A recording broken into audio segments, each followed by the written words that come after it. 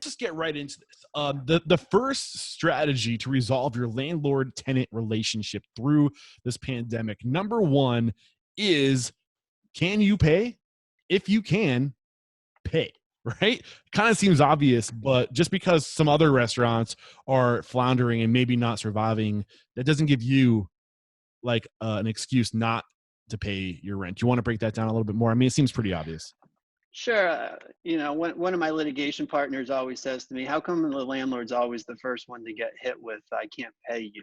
And I don't necessarily agree with that statement, but yes, most conversations with my clients starts off with, if I don't pay, can they throw me out? The short answer is maybe, and probably. It's hard to defend a non-payment of rent lawsuit. Now, these are unprecedented times. Judges are human. Are they going to throw out every tenant that doesn't pay rent?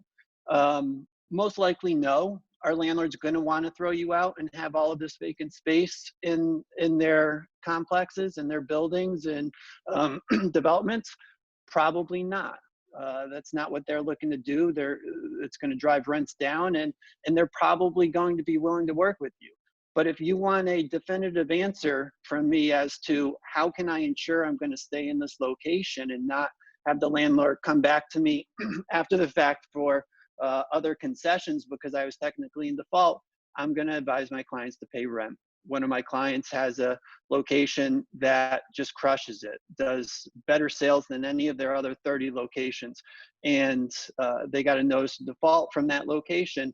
And they said to me, what should I do? And I told them, well, if you don't want the landlord who knows your sales because you have a gross sales reporting requirement to come back to you in 6 months to a year and say, I'm going to increase your rent because you're in default during the pandemic, then you need to pay your rent.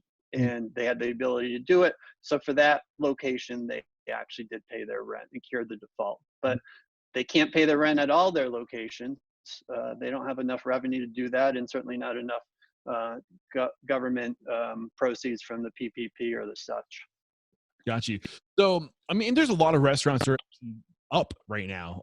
If your business was designed to be drive-through only or pickup only, and you're like, say, a pizza company, right? Like you make pizza or you do burgers. Like somebody I know in Olympia, Washington, is up 40% from this time last year. So like some people are actually, because of this, doing really well. So I think it's pretty cut and dry. If you're doing well or if you're doing good enough, just pay your rent. Best solution. That's the best way to keep your relationship with your landlord going. If you enjoyed this video, please help us out. You can do it by liking, sharing, subscribing, and hitting that bell icon. It really helps out. And don't forget, there's a complete archive of every episode with show notes at restaurantunstoppable.com.